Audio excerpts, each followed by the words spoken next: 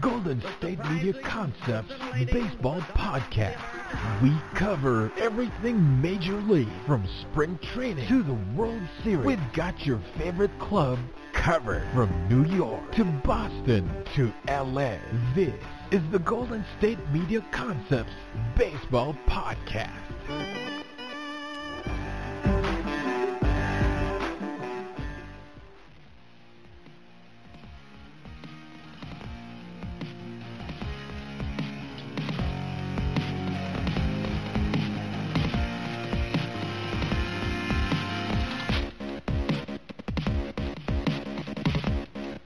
Hello everyone, and welcome back to the GSMC Baseball Podcast, brought to you by the GSMC Podcast Network. I'm your host, Jack Ridenour, and I've got a wonderful show ahead of us today, a lot to discuss, but hope everyone is getting geared up for the Super Bowl actually coming up here in just over a week. Going to be a great game. Another team from Tampa Bay made it to the championship game for their respective sport, so we'll see if the Buccaneers can bring a Super Bowl trophy back to Tampa Bay, but again, getting into some baseball stuff, and we've got a lot of baseball stuff to discuss. Some recent news, very, very recent news actually, but also some fun segments coming to, up down the road from this during this episode and kind of towards the end of the show, if you will. But diving into the episode in the first segment, I'll get right into some news that's been going around the league and discuss any and all of the developments in the MLB world, and also this very odd fiasco we have with this year's Hall of Fame class. So something that's very, very unique and has not happened very often. But then getting into the next segment, I'm going to start picking which teams need what free agent. I'll pick out 2 to 3 free agents that are ideal for a few teams and see if I can match up any actually correctly. And again, with some of the recent moves being made today, as of recording on Tuesday, January 26th, things have, again, definitely shaken up. So we'll see which ones might have been correct before and if I was a little bit off on them. So that'll be in segment number 2. But then getting into the segment number 3, I'll get into the biggest steals so far this offseason and which teams got lucky with some players landing on their respective teams. And be sure to stick around for the final few minutes of the show today, as I'll get into discussing which have been or which are currently some fun minor league team names and rank my best minor league team nicknames that are out there. So something just fun to wrap up the show with today. I figured that it would be kind of a lighthearted segment just to wrap up today's episode. But getting into the most breaking news in the MLB world, there's been a ton of things going around, so I'll just get right into it as quickly as I can because there's so many news headlines that I got to dive into. First off, JT Realmuto re-signing with the Phillies, $115.5 million over 5 years, making it the biggest contract for any catcher of all time, and also the largest free agent catcher contract of all time. So really big that the Phillies were able to land him. I know that was a huge question mark circling around their entire organization this offseason. And with Dave Dombrowski recently being hired by them, I'm sure that had something to do with it, I would say. But I know that there was a lot of push from not only the fans, but also internally within the team to try and get him to re-sign with the Phillies. Bryce Harper was actually very vocal about it, going on social media, commenting a couple times about it. I believe in a scrimmage, he hit JT Realmuto hit a home run, and Bryce Harper actually, I think, screamed from the dugout, sign him. So he was very vocal about wanting Realmuto back. I mean, who wouldn't be, right? The guy is arguably the best catcher in baseball. And Bryce Harper, honestly, he had a pretty solid start to the season last year. So I wouldn't be shocked if, maybe Realmuto and Harper become some sort of big-time power-hitting duo, mix that in with Rhys Hoskins and then Alec Baum, and you've got yourself a pretty good team. Now, obviously, they need to figure out what the shortstop situation is, because that is a big hole that they're missing right now with Didi Gregorius probably not going to re-sign with the team. But again, very, very good that the Phillies were able to re-sign him, and I think that's going to really shake things up in this NL East. And let me tell you what, between the various moves that the Nationals have made, the Mets, and now the Phillies, the NL East might be rivaling some of the other top-tier divisions like the NL West in the best division in baseball. And we'll have to see how that plays out this year. But then also getting into some other news, there's going to be no new inductees into the Hall of Fame this year. Yeah, there's nobody that's going to be getting inducted. And let me tell you what, I first saw that news story break, and I looked at the TV, I looked at my phone, I said, there's no way this is real. This has got to be some sort of joke. And I read into it, and no, actually, there's not going to be any new inductees into the Hall of Fame. This is the first time since 1960 that this is occurring, and this is only the 7th time in election history that this has happened. So basically there's a couple requirements as to why or how you're able to be eligible for the Hall of Fame. And one of them is actually being selected or being, having a 75% acceptance rate or higher.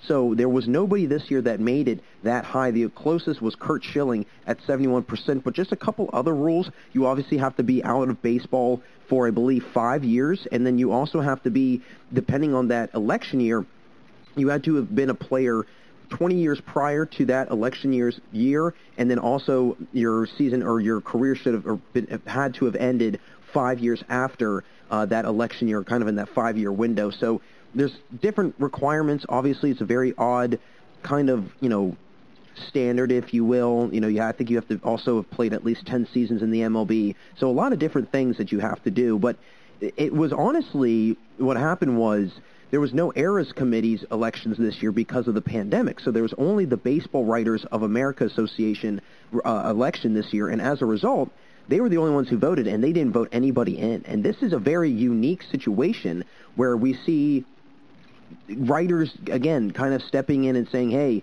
I don't know if this person should be in, I don't know if this person should be in, whereas the players are voting completely differently. And so I find that very interesting that writers seem to have one kind of interpretation of certain players, and then you see former players, and they have a totally different appreciation or kind of level of respect for certain players as opposed to baseball writers. So it's two totally different vantage points that I feel like are voting, and I think that might be why we run into some issues in the voting, is because it's two totally different perspectives trying to go at it and look at it in an almost an unbiased way, but you almost can't help it because your former players are probably going to try and reason, kind of the benefit of the doubt and reason with them a little bit, and there might be some players that have a little bit more respect for certain players as opposed to writers who are watching the game from a third-person point of view, outside of the ballpark, outside of off the ball field, being in the stands, being as a spectator, being somebody that covers the sport, totally different vantage point. So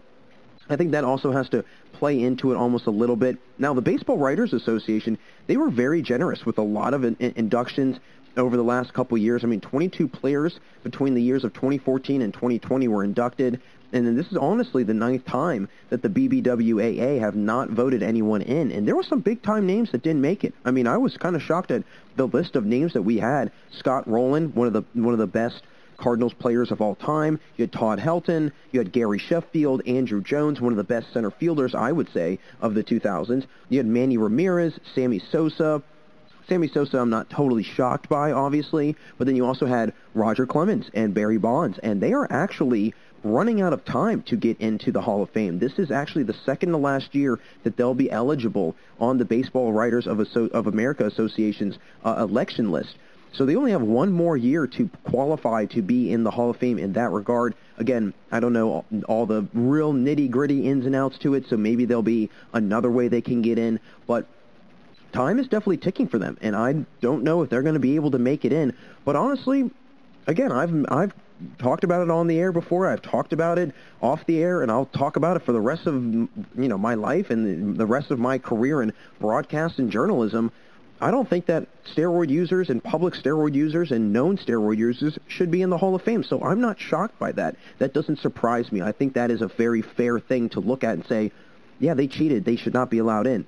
I think that's a fair punishment, right? You shouldn't be awarded for cheating and kind of cutting corners and going around the rule book at the time, and then now you get caught, and now what you did is illegal. It would kind of go against the whole idea of making it illegal and making it outlawed in the MLB if you go ahead and say, hey, yeah, you can go in. You were a known steroid user, but we'll allow you into the Hall of Fame. It'll give, I think, some guys playing now and in the future the wrong impression that, hey, they were able to get away with it. I can maybe get away with it. Or it might say to other guys, well, how come they can get in and they cheated, but I'm not getting in and I play the game fairly and I'd had not that dissimilar of a career to them. So there's a lot of different things and kind of ins and outs to this whole thing that I think could transpire as time goes on. But obviously, we'll have to wait until next year. This year what they're doing is they're taking the 2020 class and they're going to go ahead and just kind of introduce them. So Larry Walker and Derek Jeter, and there's two other gentlemen, I can't remember their names, but they are going to be honored and welcomed in the Hall of Fame this year, but they're going to be the 2020 class. So going to be very interesting nonetheless. It's going to be very, very odd. But there's also some other news. I mean, there's been a ton of news, honestly, in the baseball world. I felt like I was combing through thing after thing, and it was very, very interesting. But recently, the MLB Players Association has rejected a proposal to install the universal DH in exchange for an expanded playoffs and also cash incentives. So, excuse me, this is a very interesting kind of situation we have here, because when you look at that, you would say, why are the players saying no to that? Why would the players not want to be able to be a universal DH? You know, some guys are going to be greatly benefited from that. Some guys are going to really, it's going to help pay them off for their career. I mean, look at some of the guys that we had this past year that went strictly DH and they had huge seasons. Marcell Ozuna, one of the main cases I always bring up. And guys like that, they're probably not going to be able to benefit from that, A, and B, probably, again, it's going to limit certain guys' places where they can land and what teams they can go to, whether it's in this offseason or future offseasons. So it could be a limiting thing for some guys. But it's very unclear about the details of the deal. But it seems that the owners are almost more concerned about the broadcasting rights and making back some of the money that they lost than the players care about the universal DH. And as I was reading into more stuff, I started to realize DHs in baseball, they don't really make a whole lot of money, right? They're not considered a high-skilled position. And so the MLB and other teams, they don't really look highly upon strictly DH players, and that's why they don't get rewarded with a lot of money. And the MLB, they really wanted to try and fix everything that had been going on with the broadcasting deals, and that's why they wanted to have the expanded playoffs. More playoffs, more games, more broadcasting rights, more coverage, more revenue overall. And they wanted to throw some extra cash at the players to say, hey, in addition to the universal DH, we'll give you cash incentives because we need to make some money back from this broadcasting deal. And the players pretty much said, no, we're not doing that. We're not making that trade with you. And there's been no counter-proposal so far, but how long are they going to drag this out? Is this going to be something that kind of goes on, for weeks at a time, months if not, and it goes by until close to the start of the season? And we're kind of like, well, what are the rules or what is going to happen? And I guess if there's nothing that is decided, they'll go back to the normal rules. So they'll have just a DH in the AL and then obviously an interleague play, and then there'll be a 10-team playoffs. But other than that, there won't be any changes to expanded playoffs or universal DH. That won't be a thing anymore. So unless they are able to figure something out and come to some common ground, I don't see a very positive outlook and really future for these new rule changes. And in all honesty, I think both of them should be put in, right? I mean, I think the expanded playoffs is great. I think that the universal DH is great. But there's been a lot of other things that kind of went on with the expanded playoffs because some other issues came up later, kind of last year. And obviously, we kind of have reminiscent feelings, I think, of last season before the season started. There was that long pause. They weren't playing. They were going back and forth with labor negotiations, so on and so forth. Could we see the similar thing this year, right? I mean, there's already been kind of some murmurs of not only this issue of the universal DH and kind of the other rules and this, that, and the other, but also the start date to the season. A lot of teams and a lot of players are wanting the start date to try and either be pushed back or to start on time. It's kind of a 50-50 thing, but a lot of the reasons why I think MLB owners don't want to push back the start date is because players will then want to get paid later into the season and into, they might have to extend the year. And that's why they didn't extend the season into November last year because the owner said we don't want to pay.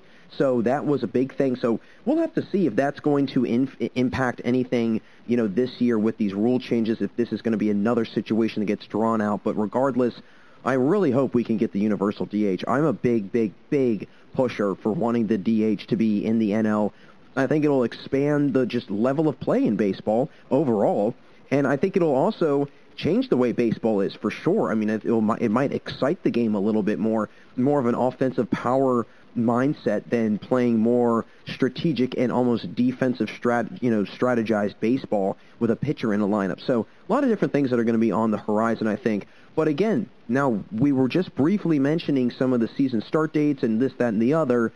Speaking of that, things actually could get delayed depending on how things all unfold. State and county health officials and representatives of the Cactus League in Arizona, which is, again, one of the big minor leagues down in the two areas where the minor league teams report, either Arizona or Florida. You also have the Grapefruit League. There's so many different leagues, but the Cactus League is a really big one.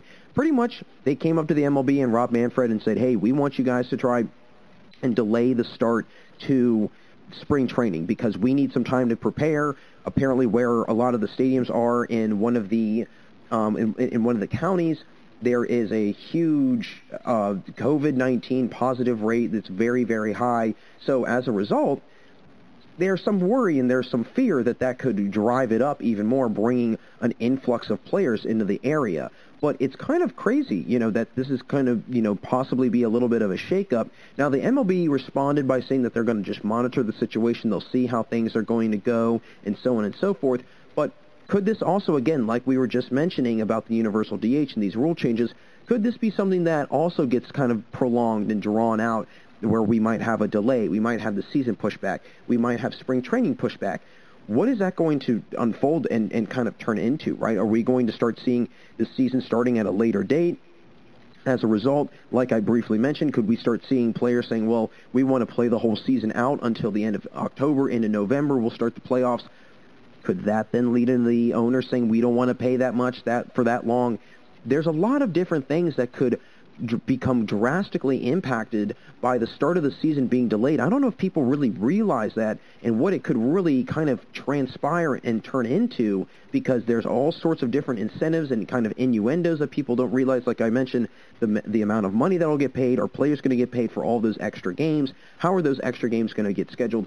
So on and so forth. And these are the questions that I think people aren't really realizing. But at the end of the day, they have to be asked because we don't really know how to deal with this, right? This is a situation that none of us have ever dealt with before. And so it's kind of what's the best way to go about it to make the money but also keep everybody healthy and safe. You're getting caught between a rock and a hard place. That's essentially where the MLB, and I think a lot of us are right now, right?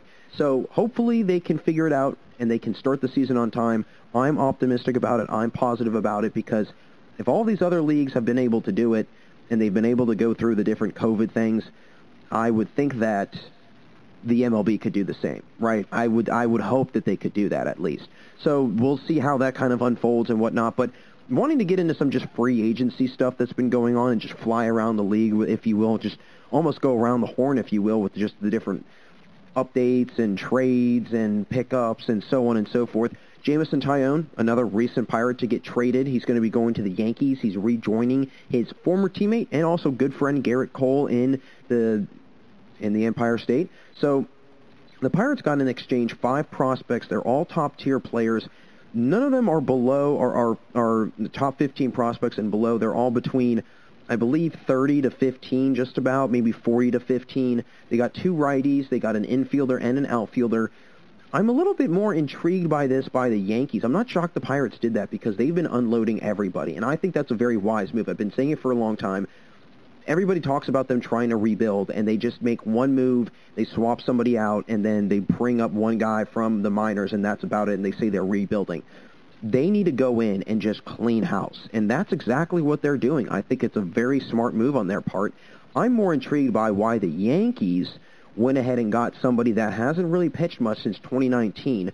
He's been injury-ridden really since 2019, and he hasn't really done anything spectacular at all in his career, right? I mean, I don't think he's done anything amazing or really, he hasn't wowed me since he's been in Pittsburgh at all, but I just find it very kind of curious that they went after him. Obviously, you have Garrett Cole, you've got, Corey Kluber they also picked up, so maybe they're hoping that Taion becomes that third option. You also have Masahiro Tanaka, so maybe he's that third, fourth option, whatever might happen. But my bigger question is this: are we going to see another situation this year where multiple Pirates players are traded, they go to their new teams, and they have career seasons? Josh Bell moving on to the Nationals, Joe Musgrove going to the Angels, Jameson Taion going to the Yankees. Could we start seeing a little bit of a change in their careers because they leave Pittsburgh? And what does that say about Pittsburgh? What does that say about how their operations work, how their player development works, how their even just player-coach-manager relationship is? Because clearly there's some sort of disconnect,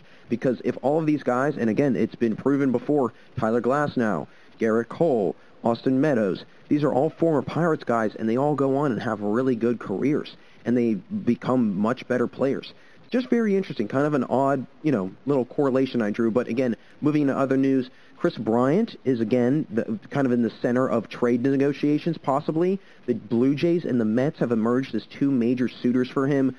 Honestly, either one would be big moves, but with today's recent news that I am going to briefly touch on here momentarily, Marcus Simeon being picked up by the Blue Jays for a one-year, $18 million deal, that's going to probably change the trajectory of where Chris Bryant's going to go. Because if you look at it, now they've got Simeon, now they also have Biggio, they have Bichette, and they have Vlad Jr. if he decides to play first base, or he plays DH, one of the two. And in the outfield, they've got Springer, Gurriel, and they've got Hernandez. That's a pretty solid, infield, outfield, if you ask me. So I don't know if Chris Bryant's going to be on the Blue Jays' radar anymore. The Mets, though, I could definitely see that. They seem to be kind of more in the business of a third baseman. Like I mentioned, they could probably play around with their outfield a little bit. They could move Jeff McNeil into the infield because he's a very good utility player, even though I wouldn't call him a utility player, but he plays all over the field. So he could play outfield, he could play infield. Go out, you get Chris Bryant, you've got Lindor, McNeil, Alonso, and then the outfield you could have Dominic Smith, Michael Conforto, J.D. Davis. Pretty solid team, if you ask me, also, again, right. I think that's going to be a very curious thing to see what happens with Chris Bryant and what part he plays in all of this. But the Blue Jays getting Marcus Simeon, that was huge. I mean, that is a major, major add for them. I think that's going to heighten their entire offense. I mean, the guy is 2 years removed from being third in the AL MVP voting. He had an 8.9 WAR in 2018. I mean, how much higher can it get, right? Or it might have been 2019, but one of the two. He's not that far removed from an all-star year. Last season, obviously did not bat very well, batted below 230, was battling an injury the whole time. So maybe he can get back to his full, self, and if he does and he's healthy, this is going to be a scary, scary, scary Blue Jays team because they're going to have some heavy hitting. Simeon has proven he can hit for a good average, batted 290 in that MVP, caliber season, if you will, had over 30 home runs, over 90 RBIs. Very good season, if you ask me. So big pickup by them. And then also for the Nationals, they went out and got Brad Hand. He finally landed somewhere, 1 year, $10.5 million deal. Big-time upgrade from Daniel Hudson, if you ask me. I mean, Hudson was not even average, if you ask me. 6.1 ERA, 10 saves.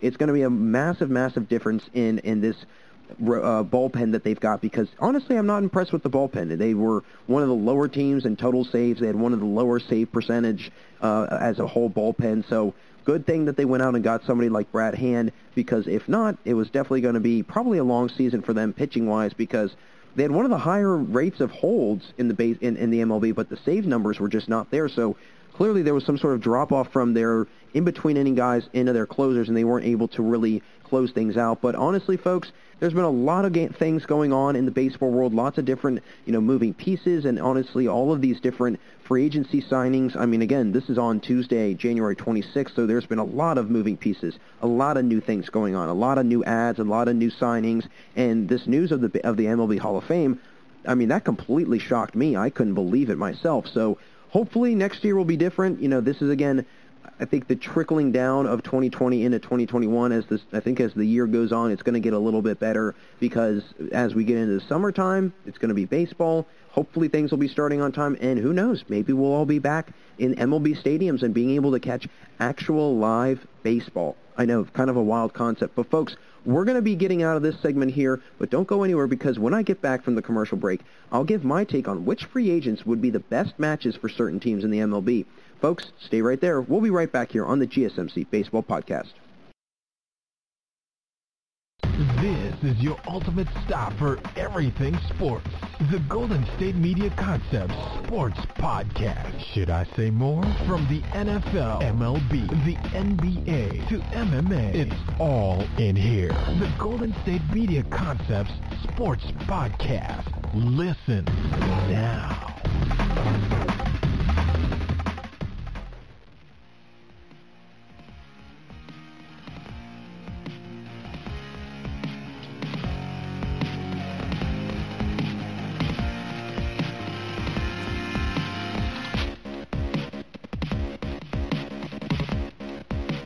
Welcome back to the GSMC Baseball Podcast. Jack Ridenour with you all, and in our first segment, I got into a ton of recent news in the MLB with the upcoming season and everything in between, the MLB Hall of Fame, and so on and so forth. But be sure to stay right here with me for the final segment on the show today, as I'll get into my favorite minor league team names and which names I've been the biggest fan of and have found the most creative over the years. But I want to dive into trying to analyze which teams will need which free agents or just players who have been in trade talks at least the last few months or so. So the first one I want to get into is the Blue Jays. Obviously, as we know, the Blue Jays have gone out and gotten Marcus Simeon. So some of these choices I made are probably not going to really fit anymore. But I did put down Chris Bryant and Justin Turner because at the time they definitely needed a very solid infielder. I didn't expect them to go after Marcus Simeon because I expected them. They had already spent a lot of money on George Springer, and I figured Simeon was going to want a lot of money, a year, an $18 million deal. That's not a ton of money. I mean, they're not anywhere really near the budget, but I think they also they needed somebody like Simeon, right? They needed a good, solid hitting infielder that's got a good glove, somebody like a Chris Bryant, somebody like a Justin Turner. I'm honestly kind of shocked they didn't go after Turner because he's somebody that brings experience. He brings a winning mentality. He's just coming off of a World Series win, so I figured that he would be kind of an intriguing fit. Not to mention Chris Bryant, the same thing. He's won a World Series before. So two guys that have been proven winners, and they know what it takes to get to that level. And in all honesty, any of these three guys, Marcus Simeon, Chris Bryant, or Justin Turner, are going to be way better fits than Travis Shaw because he was atrocious this year. Batted .239, hit a .717 OPS, which was the second lowest in his career. So getting any of the three of them is perfectly ideal. Obviously, Turner had a really good year batting .290 or higher. Again, this year he actually batted above .300. But over the last 3 years, he's batted .290 or higher. And then his OPS has been .850 or higher the last 3 years. Also, Chris Bryant, I mean, he's a former MVP guy. He's been to the All-Star game multiple times. I mean, he did have a career low in OPS this year at .644, but it's been above .900 3 of the last 4 years. So two guys that are, again, heavy hitters, but Simeon is not too shabby of a hitter himself. Not that far removed, like I mentioned, from having a sensational season over an 8 WAR. He was a top 3 finalist for the MVP in the AL. So somebody that is definitely going to bring a heavy bat to the lineup and somebody that's going to do a lot of damage, I think. So it was a good thing that they addressed that need because they definitely needed to upgrade, I think, the entire infield, right? I think they knew that they had Vlad, they had Bichette, they had Biggio, they had the outfield figured out. They needed that one more piece, and they went and got that one more piece. Do I think it's going to make a big impact to the point where they go to the World Series? I don't know about that. They do have a really good team. They do have a lot of balance. They do have a lot of depth. And they have a lot of hitting, but I just don't know if it's necessarily the personnel that they will go all the way with or that could take them all the way, right? I mean, Simeon had a sensational 2019, batted .285, hit an .892 OPS, 33 homers, and 92 RBIs, not to mention a career high in OPS plus at 139, actually the only season that his OPS has ever been over 100. So he might be on a good uptick right now with his career and whatnot. Might have been a good pickup by the Blue Jays, but that's one team that I think made some, again, some wise moves overall, but that they could have definitely benefited from an infielder, which they did go out and get. Now, getting to the Nationals, one of my choices was Real Muto because they're still figuring out the catching situation. Gomes is kind of more of a backup, I would say, nowadays. Suzuki's going to be, or currently is, a free agent, but as we all know, Real Muto is signed, so he's off the board. But Justin Turner, again, I keep going back to him because he might be 36. He might be getting older, sure. He might be somebody that is not necessarily a long-term player, if you will, somebody that's going to be around for the long haul. But if you're looking for a quick burst of hopefully winning and trying and making kind of a big push to win, why not pick him up? I mean, the guy's coming off a year where he batted .300, over .300, I should say, and in 3 of the last 4 years, he's batted over .300. Mind you, that was from the time that he was 32, 33, 34, and 35, so he'll be 36 this year. He still has a couple good years left in him. Honestly, his home run numbers have been up and down, but from 2015 to 2019, that's been the best stretch of baseball he's played. He's batted at least 14 homers or more, and then also over 50 RBIs or more each of those years, and he's had over 270 average in each of those seasons as well. So from 2015 on, it's been a pretty solid career for the guy, and I think that getting him at third base would be a huge upgrade for the Nationals, especially with who they have now. Carter Kieboom clearly is not getting the job done, but this is a team that's very interesting with the moves that they went out and made. They made a lot of, I would say, statement moves. They're getting Josh Bell. They're getting Schwarber. They've already got Soto. They've got Turner. Now they're getting, they go out and get Brad Hand. They're getting heavy hitters. I mean, Bell and Schwarber, again, like I keep mentioning, they had a combined total of over 75 homers and over 200 RBIs in 2019. They're going to do a lot of damage offensively. There's no question about that. And now they've got already Turner and Soto, and then they go out and get a very heavy-hitting closer in Brad Hand.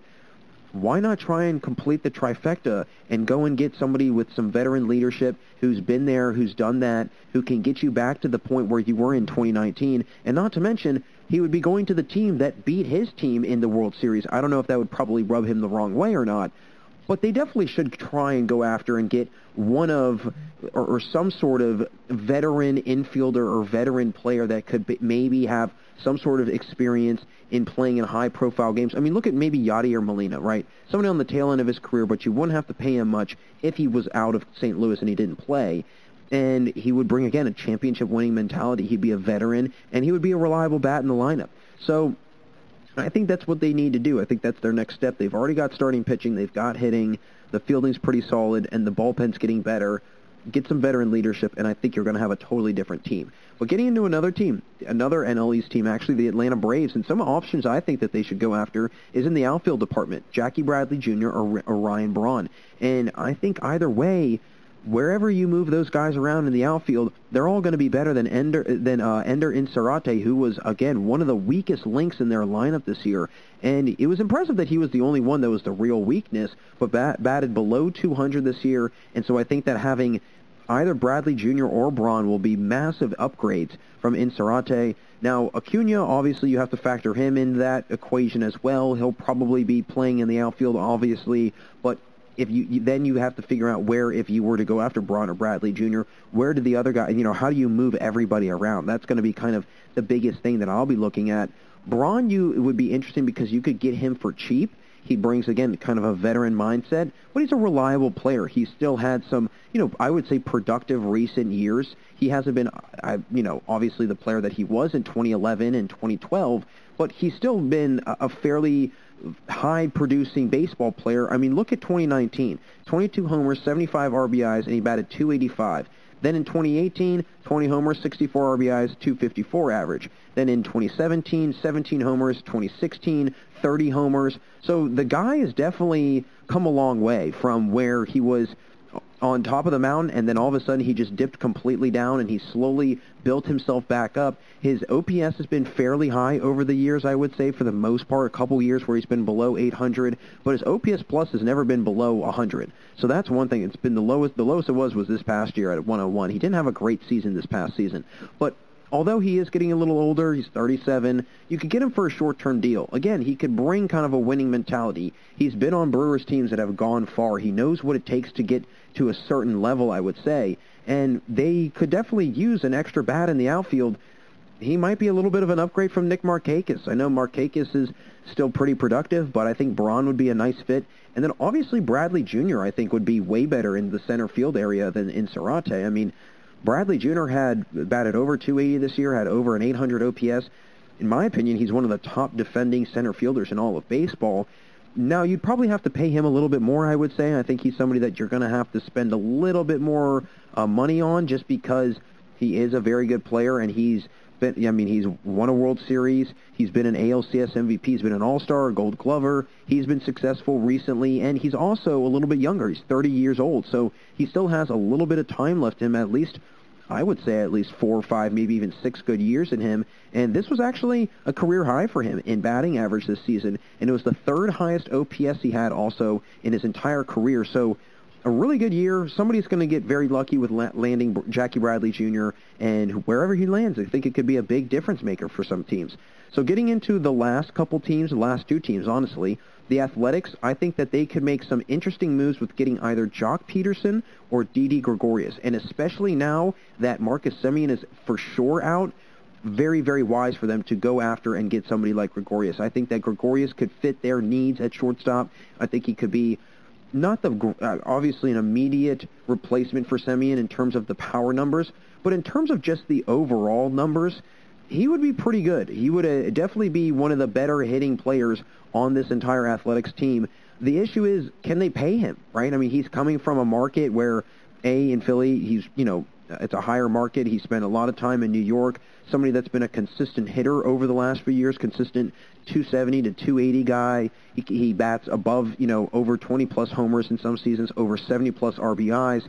This past year, he had 10 homers and 40 RBIs, batted 284. He had 827 OPS as well, which was actually his second highest. He's in the last two of the last 3 years, he's been 800-plus OPS or higher, or excuse me, his OPS has been 800 plus or 800 or higher in 2 of the last 3 years. So he's on a bit of an uptick for sure, and I think that he would definitely fill a lot of needs that they have hitting wise. I mean, their OPS numbers were atrocious overall. I mean, they were really, really bad. Some guys were well below 700 in OPS. So getting him would be a huge upgrade for sure. And then obviously getting somebody like Jock Peterson, I think he would be a nice complement with Matt Olson and Matt Chapman, another big, powerful home run hitting player that could do a lot of damage in a lot of lineups and against a lot of lineups, and I think that it would be wise for them to get him. Now, they do have Chris Davis, so if they were thinking about, moving somebody to the DH, I think that would be kind of an interesting move.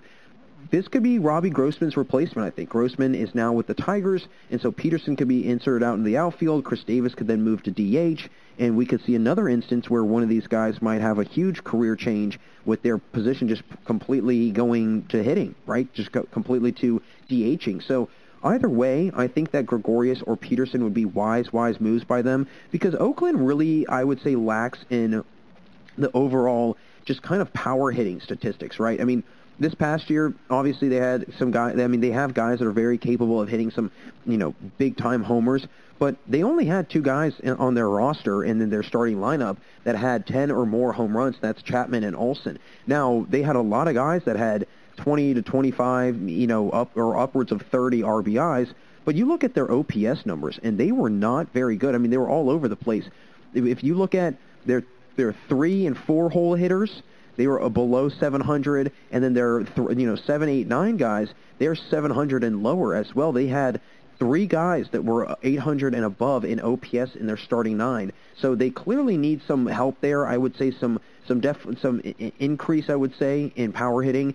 And I think Gregorius is going to obviously add a little bit more of a glove than Peterson would. So I think that they could definitely go after Gregorius more, but again, it's going to be a matter of the money situation. Are they going to want to pay him more? Because I think they could get Peterson for a little bit less, because I don't know if he's necessarily proven as much or has proved that he's more money than Gregorius is. That's just my opinion. But the last team I wanted to discuss and kind of get into as to what players I think that they could go after or what players would be good fits for them is the Tampa Bay Rays. I mean, obviously the runner-ups in the World Series, what kind of improvements do they make? What do they need to do? Because we always want to talk about the winner of the World Series, but then how did the loser of the World Series, kind of rebuild and come back from that devastating loss? I think what they need to do is they need to address, obviously, starting pitching, and they obviously need to get some power hitting, because the power hitting is completely non-existent. I mean, I know I mentioned the Athletics. They do have some guys that are capable of power hitting numbers, and high power hitting numbers at that. But Tampa Bay, I mean, it was very clear this year that they had absolutely no power hitting, and they, I think, got by a lot of the times with just really good pitching. And then Randy Arozarena coming up in the clutch numerous times. Manuel Margot also coming up in the clutch numerous times. Because you look at some of their OPS numbers, and they were, again, pretty all over the place, I would say. You've got their catcher, Michael Perez. He had a 475 OPS, and the only guys that were 800 and above were Yandy Diaz, Willy Adames, and Brandon Lau.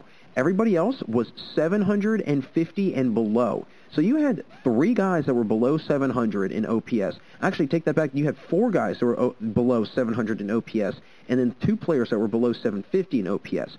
So not a lot of power hitting at all, and you only had 1 guy in double-digit home runs. Now, obviously, Randy Arozarena really woke up during the playoffs, so that kind of was a little bit of an outlier, if you will.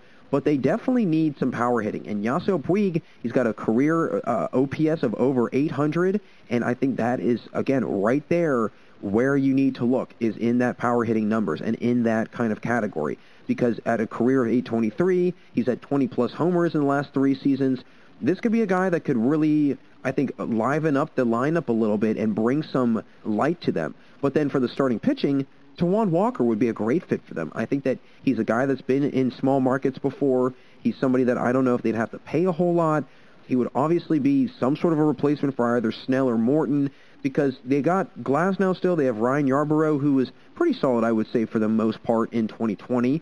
But after that, it's not that great. I mean, Josh Fleming's okay. He was actually pretty solid in 2020. He was 5-0 with a 2.7 ERA, so he was pretty solid across the board. Tawan Walker is going to bring some heat. He's going to bring some, firepower. He's a hard thrower. He's going to be a high strikeout guy, and I think that he could even fit in their bullpen potentially as well. And their bullpen was really good this past postseason. I mean, Peter Fairbanks was big. Nick Anderson was really big for them.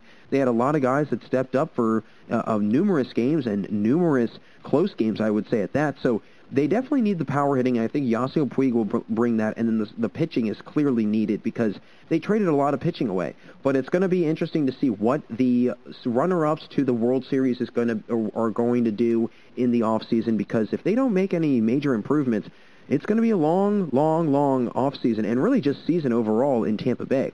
Well, folks, that's going to close things out here for us in our second segment here on the GSMC Baseball Podcast. Thanks again for tuning in. Coming up after the commercial, I'll get into the biggest steals so far this offseason and which teams really walked away with some sneaky, big-time pickups for this year.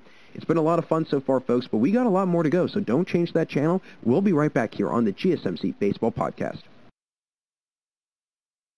Tired of searching the vast jungle of podcasts? Now listen close and hear this out. There's a podcast network that covers just about everything that you've been searching. Hey! The Golden State Media Concepts Podcast Network is here. Nothing less than a podcast bliss with endless hours of podcast coverage. From news, sports, music, fashion, cooking, entertainment, fantasy, football, and so much more. So stop lurking around and go straight out to the Golden State Media Concepts Podcast Network. Guaranteed to fill that podcast itch. Whatever it may be, visit us at www.gsmcpodcast.com. Follow us on Facebook and Twitter, and download us on iTunes, SoundCloud, and Google Play.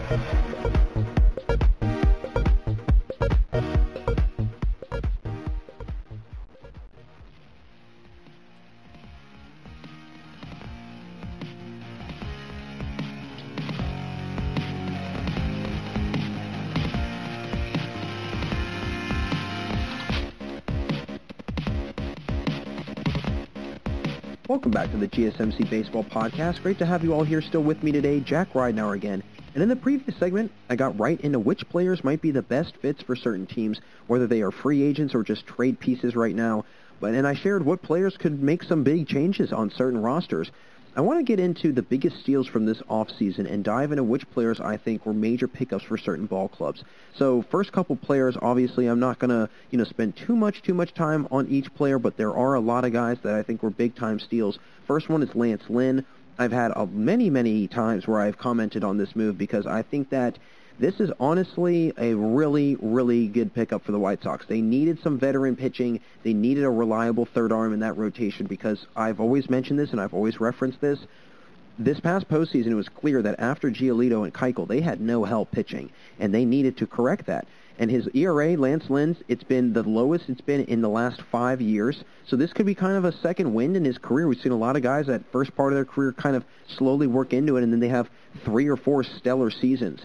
He's a durable pitcher. He led the entire MLB in innings pitched, over 80 innings pitched last year. So somebody that can definitely go the distance and that can be a reliable starter that can go deep into games.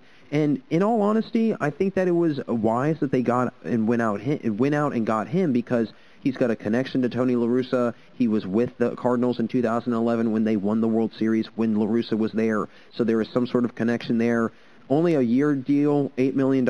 I think that it's a steal for this kind of guy, for somebody that is going to be a major piece, I think, for a win-now mentality. I think that he could be almost like this Charlie Morton-esque pitcher, if you will, that can be reliable, a veteran, come up big for you in certain games, have a big season himself, but then also just overall contribute greatly, right? And I think they already have all the hitting figured out. They have all of the different incentives that they need for their outfield hitting. I mean, Jose Abreu over at first base. You got Eloy Jimenez. You've got Tim Anderson. You've got Nick Madrigal. You've got Yohan Moncada, Yasmani Grandal, Adam Eaton. The list goes on and on and on. You've got a lot of guys that can hit. You need to go out and get some pitching, and that's what they did. Dane Dunning, I don't think he got it done, and that's why he's gone, and that's why he's with the Rangers. And I think it's a good thing that he's on a team that needs to develop a little bit and is not in a win-now mode, because Lance Lynn is more of a player you want to go to in a win-now mode. So another guy that I think is a big steal and is going to pay off for a certain team, that's Carlos Santana. I really like what he's kind of been doing the last couple years, and honestly, especially in 2019, he had an all-star season, but he didn't have a great year OPS-wise. He still has a ton of potential. I mean, he could be a huge power bat in their lineup at any point in time. He had a .699 OPS this last year, so not that great. But if he were on the Royals this year, if he had been part of the team this year, he would have been second in home runs with Adalberto Modesi, who had 9, and then he would have been tied for third in RBIs with Whit Merrifield for 30. So, in all honesty, although he didn't have great OPS numbers, his overall power production numbers like that, and his just overall run driving in numbers in homers and RBIs, they would have been pretty solid, if you ask me, and he would have been comparable with other guys on the Royals. I think with a full season, we could see a similar kind of production and kind of play in Santana that he had in 2019. He's a high walk guy, so he can get on base, and I think that's going to be very ideal for a team that clearly has guys that can drive in runs. I mean, they weren't, I think, crazy with driving in runs. Obviously, last year they weren't very good, but they need a guy that can draw a lot of walks, because this team was 25th in walks as a team last season in the entire MLB. So they definitely need somebody to get on base so they can drive some run-ins. I think that he probably won't be a major kind of payoff for them in making the playoffs this year, but he's on a 2-year deal, so maybe second year, we'll see. We'll have to see how that turns out. But then another guy that I think was a huge steal, Brad Hand. I really think that the Nationals struck gold with getting Brad Hand, 1 year, $10.5 million deal. And this bullpen, I think, is going to greatly benefit from it. Daniel Hudson was not the best option for them. I mean, they are coming off a year where, as a bullpen, and again, a lot of this falls on Daniel Hudson's plate, they were tied for the 5th lowest saves as a team. And Hand is coming off a year where he led the entire MLB in saves. So right there, that's telling you how big of an upgrade that is. The Nats were actually tied for 5th in holds. So that, again, I mentioned it briefly earlier in the episode, that in-between innings kind of pitchers are doing a nice job at holding the opponent, but it's then that 8th, 9th inning, deep into the game pitching that really kind of falters for the Nationals and falls apart. The bullpen overall, I would say, is semi-iffy. So I think that it was very good that they went out and got some help there. They got some depth. They got somebody that's reliable. I mean, Sean Doolittle was pretty good when he was there with them for a couple years, but running into some injuries and obviously getting into some issues with that, it's not going to be the greatest thing for your career in the long run. But I think that Brad Hand was a sneaky get for the Nationals. I think it was wise that they went out and got him. Also sticking with the Nationals, I mean, honestly, you could say a lot of the moves that they made, but Kyle Schwarber, I think this is a very, very sneaky pickup because he was non-tendered by the Cubs. I think the Cubs either said, hey, we don't want to pay you, we don't think you're worth the money that we're going to pay you, or we just don't think you're that good anymore. But in all honesty, 2019 was the best season he's had. Over 250 average, had 38 homers, 92 RBIs. He had a great season. And he's a guy that is getting picked up again for a 1-year deal. We're seeing a lot of these kind of rent-a-player 1-year contracts, if you will, because I think a lot of uncertainty is going to be floating around this year with whether or not we're going to have fans in the stands. So that is going to definitely hinder some teams' spending, and as a result, I think that's why you see a lot of one-year deals. Marcus Simeon, again, another instance. Kyle Schwarber, another instance.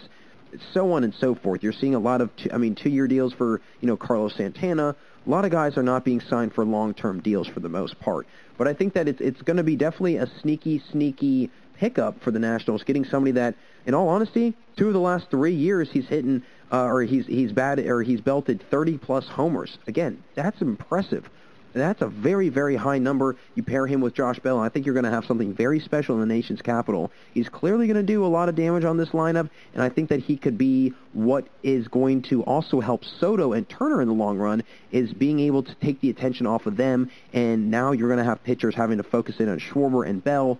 The only problem is it's a high strikeout kind of guy. He's going to be swinging for the fences.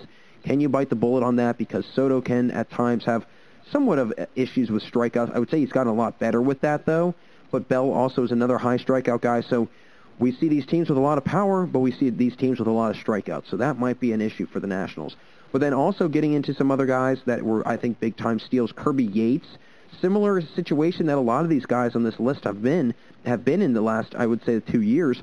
2019 was a really good year for them, and then 2020, just a big-time turnaround in production. But I think, again, that has a lot to do with very limited time to play, very limited amount of time to make up any sort of mistakes that you might make earlier on in games. But I think that Yates could have a potential to be a major impact on this Blue Jays team. And I think that overall they are very set with the hitting. They're pretty solid with the starting pitching. I think that a lot of it is going to come from the bullpen and how that's going to play out. And I think that, getting somebody like Yates, who is not that far removed from leading the entire league in saves, he was a 41 for 44, I believe, in 2019. It's just you have to hope that he's going to have that bounce-back year. You have to kind of say, hey, I'm hoping that he's going to be able to, make that kind of turnaround, because if not, it's going to be a really, tough kind of climb up for us in 2021, and we're not going to be able to, I think, benefit from it. And so that's why I think they need to hope that he has that bounce-back season. I think that he will. Again, I think he was battling some injuries last year, so we'll have to see how things play out for Kirby Yates in Toronto. But then getting into some other guys, David Dahl, this was somebody that I felt was a very, very good pickup for them. They were a terrible hitting team. Rangers' first 4 hitters in their lineup, 3 of them all batted below 200. So his bat is definitely needed. He's another guy that struggled in 2020 but had an all-star season in 2019, batted above 300. So he's definitely capable of putting up those big numbers. Joey Gallo, he had a very poor year in 2020, so I'm sure they're trying to look for somebody to round out with him, try and take some of the attention off of him, and really try and, hopefully, I would say, build a solid overall core in this Rangers team. I mean, I don't really know what to think of this Rangers team half the time, because I feel like at times you're kind of like, okay, they're going to make a big run, maybe they can make a push, but they just never come up with the talent. And then if they do, the talent just never performs. And I definitely think that, on a 1-year, $3 million deal, that's not too shabby if you ask me. I think you're getting him for a steal. He's an all-star caliber player. He's somebody that could definitely impact this Rangers team, but he's not going to lead them to the promised land, right? He's not going to be somebody that's going to make a difference and help them get to a playoff run.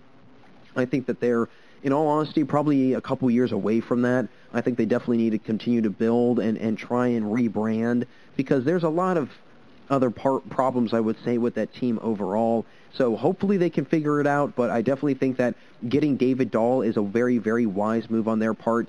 And then getting into the last 2 players I think are major steals, Charlie Morton, I think that this was a very wise decision for the Braves. Again, very similar to the White Sox in what they were doing.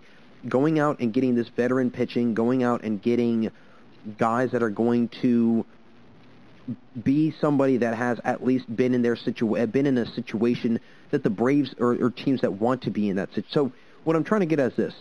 Charlie Morton has been in winning situations. He's been in World Series games.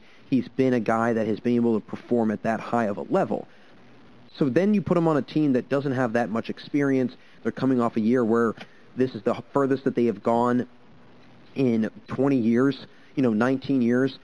So you bring somebody that can bring some veteran leadership, some experience, and help out a younger team that is very talented, because I think that this team has got a lot to prove and a lot to show for also. They've got a lot of talented guys, and I think that they just needed that one extra pitcher, very similar to the White Sox, getting some depth, getting that third option that can be reliable behind Max Fried and Ian Anderson, and I think that's exactly what they have found. I think that they just need to hope that he's still has something left in the tank, and that he is definitely, not going to be, I would say, showing any signs of age. If he starts showing signs of age, that's where you're going to run into issues, I think. So he's a big pickup for them, no question. And then another guy, Marcus Strowman, obviously with him re-signing with the Mets, I think it's very crucial that he did do that, because you don't really know what the issue is with Noah Syndergaard and his health this year, if he's going to be back to full normalcy, if he's going to see any sort of setbacks. Same thing with DeGrom. I think it's good that they've got somebody like Strowman who,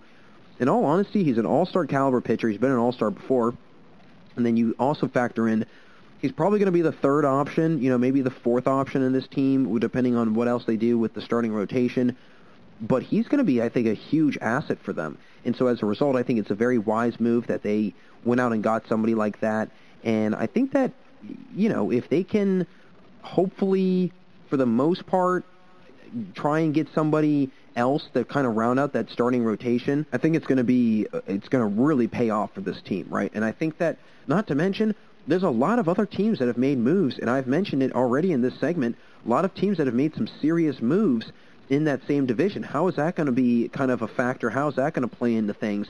And so I think that getting Strowman was a wise move, making sure you have a reliable third option. But then another guy that just recently signed with a team, obviously today, again, on Tuesday, January 26th, Marcus Simeon. So having him around now, having him, on the Blue Jays, I think that was a huge steal. $18 million for a year, that might be a little bit overpaid, but in all honesty, the guy was an MVP caliber player. He was in the MVP voting. He was somebody that had over an 8 WAR, so he clearly can do damage, and he clearly can be an impactful player.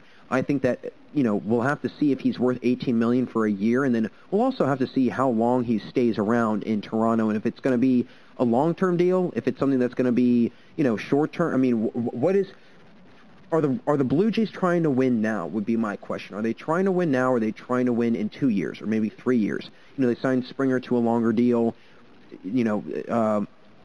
Simeon is on a shorter deal, so maybe they're trying to just go all in right now and see what happens. Robbie Ray's on a 1-year deal.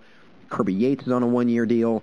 But at the same time, maybe they're trying to build for the future. If they can try and keep some guys around for a little while, I think that could really help this Blue Jays team develop as a whole and build some chemistry and build a core around them, right? Because I think they've got a lot of really young players that are going to do a lot of really good things in this league. And Vlad Jr. being one of them, Bo Bichette, who's already proven that. So going out and getting someone like Simeon, who's obviously experienced, he's been somebody that has played at a very high level before. If you can get somebody like that and get them to kind of tutor those younger guys, I think it's going to be incredibly beneficial for not only them, but just for their entire organization. But there's been a lot of guys that I thought were just big-time steals overall, and I was really kind of pleased to see certain guys land in certain places. But all in all, it's going to be an even more interesting final few weeks of the off-season and whenever we get into spring training, because there's still some guys that have yet to sign, and we're still figuring out where Trevor Bauer's going to go. And once we do, well, let me tell you what, it's probably going to be, like I keep saying, groundbreaking news. But folks, that'll do it for this segment. Thanks again for sticking around. But stay right there, because we'll be right back after this commercial break for the final segment today, where I'll share my favorite minor league team names and which teams I've always been a fan of their creative and fun nicknames. Don't go anywhere, everyone, because we have one last segment here on the GSMC Baseball Podcast. Want to know the latest in soccer? Then listen to the Golden State Media Concepts Soccer Podcast. From MLS, the World Cup, and the Premier League, we've got you covered. The latest updates, the hottest matches, and news on the league's top players. It's the Golden State Media Concepts Soccer Podcast. David Beckham scores the goal to take England all the way to the World Cup final. Listen now.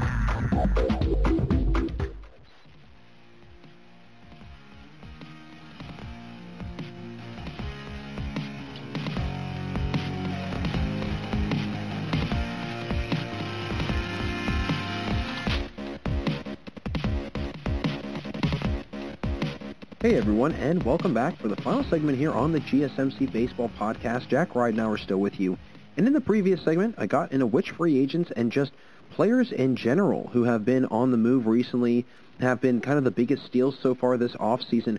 But I want to wrap up the show discussing something fun and light, which is my favorite or some of my top creative and unique minor league team names and who their affiliates are, and just talk about some minor league baseball overall. So getting into a couple of the names, obviously, I've always felt that, minor league baseball is just much more creative than Major League Baseball, right? I mean, you think about some of the names that the MLB has. Yes, they are creative.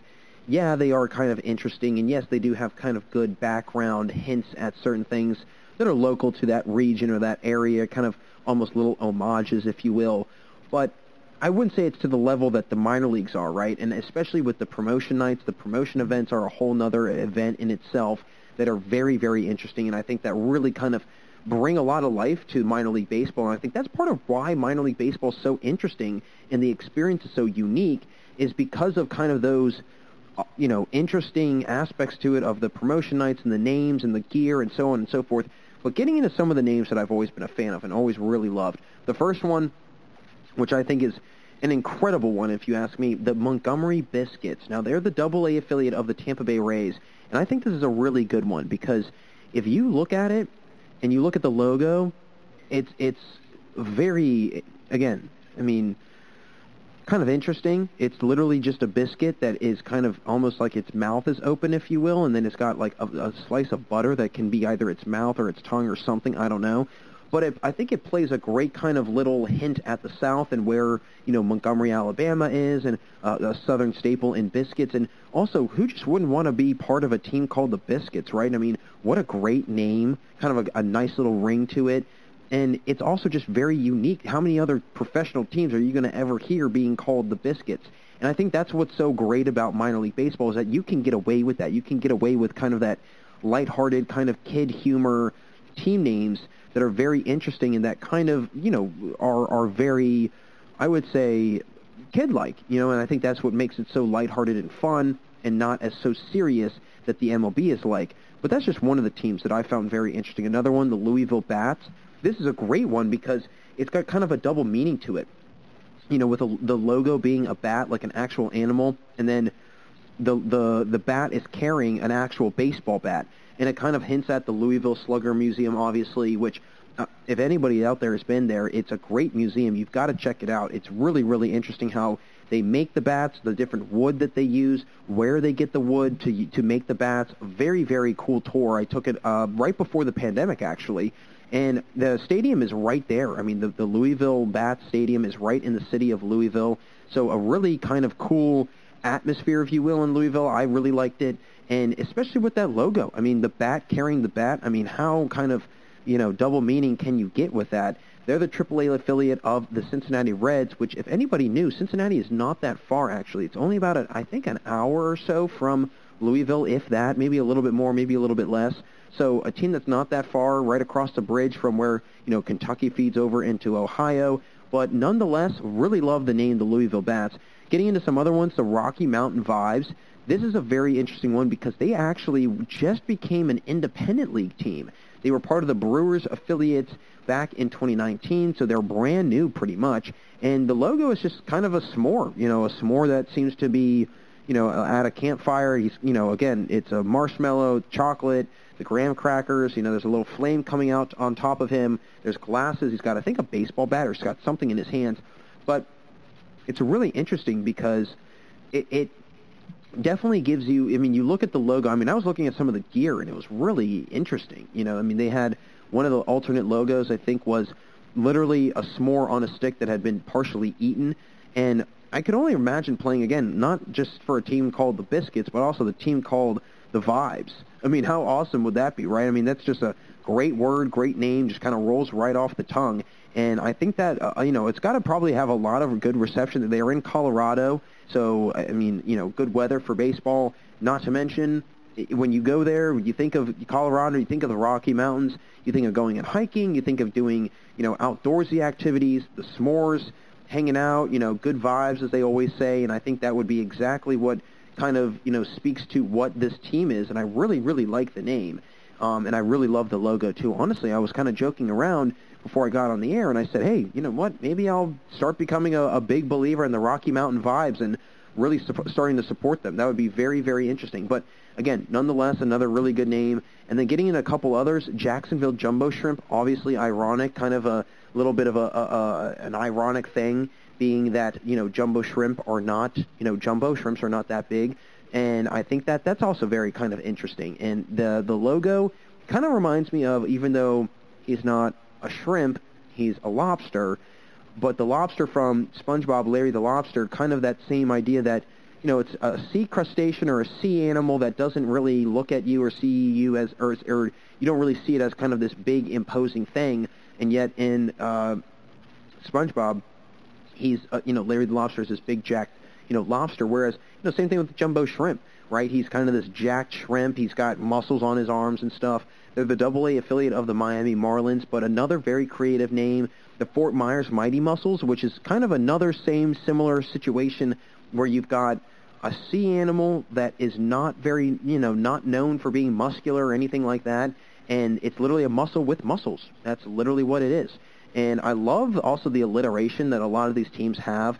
Mighty Mussels, we'll get into another team here momentarily that's got great alliteration, but the Jacksonville Jumbo Shrimp, it's got a great ring to it and rolls right off the tongue, which is something that I really, really like. And I think that, honestly, some of this gear's got to be pretty cool to collect, too. And I can only imagine being a player on one of these teams and telling people, hey, I play for, the Mighty Mussels, or I play for the Jumbo Shrimp, or I play for the Vibes, whatever it might be. That's got to be a very, very kind of unique thing to tell people, when you're talking to them, hey, I play for so-and-so. Great conversation starters, I would say. But getting into some other teams, honestly, the last three that I'll discuss, the Asheville Tourists. I really like this name just because I don't really think of, when I think of Asheville, North Carolina, although I've heard it's a beautiful place, I don't really think of it as a huge touristy destination, I don't think.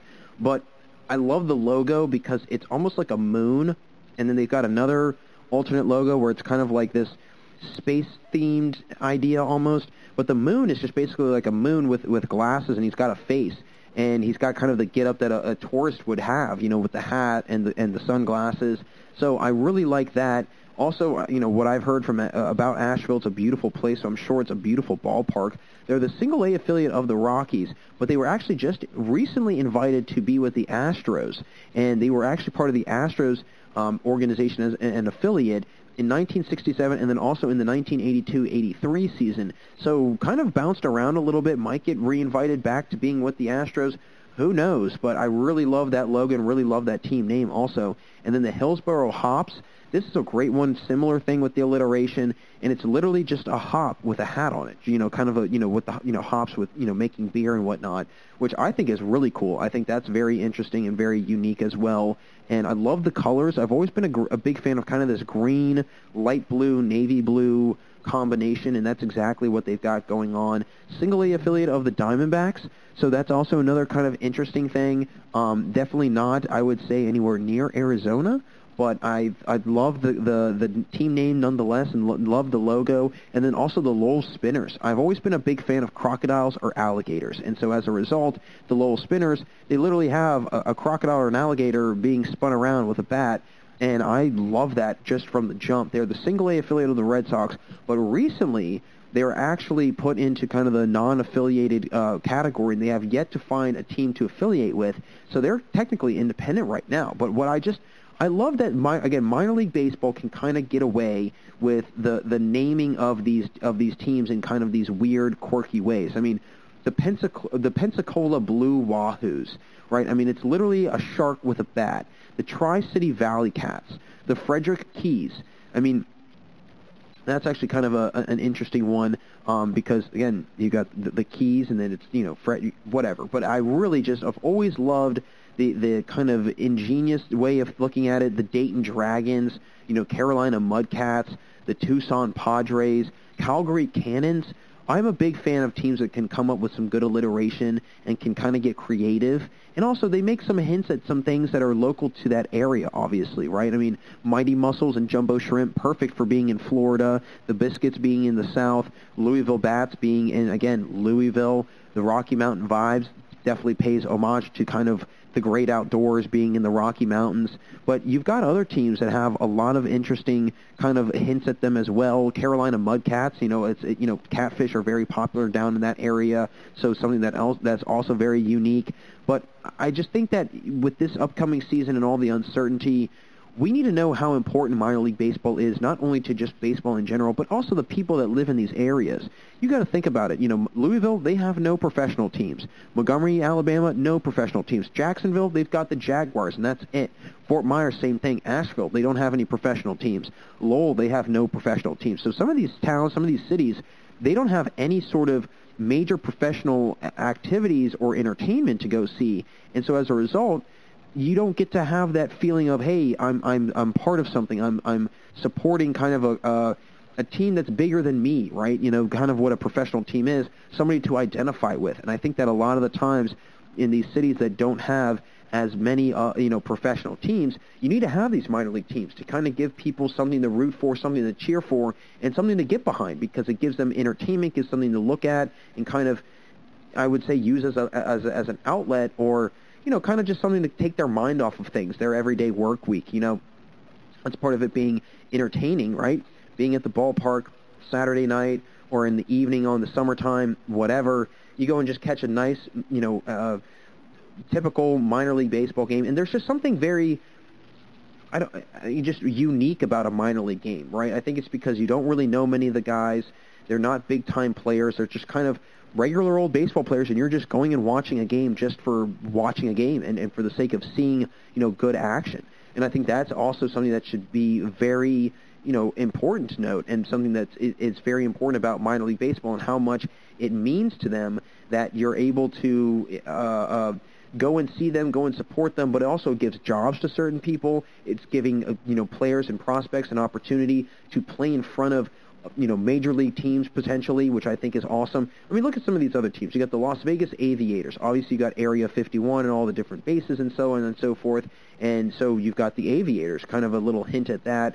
And obviously, you keep on going down. You've got some really good ones, the Myrtle Beach Pelicans. That's kind of I actually have gone to a Pelicans game, and it's been a very interesting stadium, very nice stadium. The Nashville Sounds, you've got all the music history in the city, of course. So you've got teams that are very strategic, I think, in how they go about and picking their names. And then also, just not to mention, again, all the jobs that it brings. And I think that's another important thing to make note of, is how impactful minor league baseball can be for a community and what it can do for not only just players, but just people in that area overall. And so that's why I really hope that whatever happens in the minor leagues in the future, things can get figured out, things can get fixed, and they can kind of go back to some sort of season this year, because if not, it's going to really, I think, be an unfortunate thing to see the falling of the minor leagues, but I know that they're doing everything they can. They still have 120 teams in the affiliate, so something really, really good to look forward to and kind of see down the horizon, and hopefully they can fix things and, we can get back to some minor league baseball sooner rather than later. So that'll wrap it up for us here today, folks. Thanks again for listening to the GSMC Baseball Podcast, brought to you by the GSMC Podcast Network. I'd like to ask that you please remember to subscribe to the show and write a nice little review that really helps us. Also, if you can please follow us on Facebook, Twitter, and Instagram, we'd really appreciate that. And until next time, everyone, thanks so much for listening, and have a wonderful day. You've been listening to the Golden State Media Concepts Baseball Podcast, part of the Golden State Media Concepts Podcast Network. You can find this show and others like it at www.gsmcpodcast.com. Download our podcast on iTunes, Stitcher, SoundCloud, and Google Play. Just type in GSMC to find all the shows from the Golden State Media Concepts Podcast Network. From movies to music, from sports to entertainment, and even weird news. You can also follow us on Twitter and on Facebook. Thank you, and we hope you have enjoyed today's program.